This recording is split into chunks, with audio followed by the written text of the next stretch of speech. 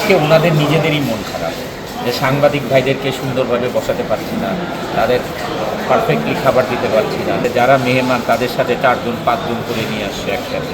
হ্যাঁ, সামনের শিল্পী সমিতির নির্বাচন, আপনাকে আমরা সেই নির্বাচনে পাবো কিনা কিংবা কোনো পদে পাবো কিনা? কোনোদিনই পাবেন না।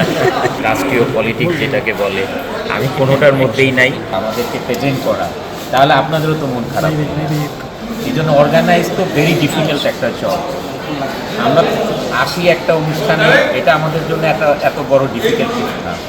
আমি এই যে তায়েব ভাই বা ওনাদের টিম, মিশা ভাই, তারপরে হচ্ছে জয়, মানে ফুল টিমটার কথাই বলি, শিল্পী সমিতি ওনা তো অনেক কষ্ট করেছে, এতদিন ধরে অর্গানাইজ করেছে।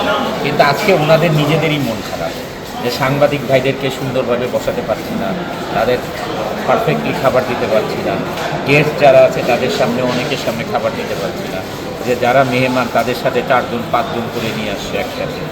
এগুলো ডিফিকাল্ট আর কি। অনেকদিন পরে অনেকের সাথে দেখা হলো, এটা একটা খুব ভালো লাগার ব্যাপার। এই কারণেই তো আসা আসলে, না হলে দেখার সময় এত জ্যাম ঠেলে একটা অনুষ্ঠানে আসা তো অনেক ডিফিকাল্ট। কিন্তু আমরা আসি কেন? আসি আমাদের সবার সাথে একসাথে দেখা হবে, আপনাদের সাথে দেখা হবে, আপনাদের সাথে কথা হবে, এই জন্যই তো আসি। হ্যাঁ, সামনের শিল্পী সমিতির নির্বাচন, আপনাকে আমরা সেই নির্বাচনে পাবো কিনা কিংবা কোনো পদে পাবো কিনা? কোনোদিনই পাবেন না। কেন সেটা, কেন এত? আসলে আমি কখনই নির্বাচন কোনো জায়গায় না, বিজিএ নিয়ে আমাদের শিল্পী সমিতি বা মানে রাষ্ট্রীয় পলিটিক্স যেটাকে বলে, আমি কোনোটার মধ্যেই নাই। কারণ আমি সাধারণ একজন মানুষ, আপনাদের সাথেই থাকতে চাই, সবার দোয়াতে ভালো থাকতে চাই, আমি সবার সাথেই থাকতে চাই, ভালো থাকি। দেশে দেশে সবার সাথে দ্য নিউজ।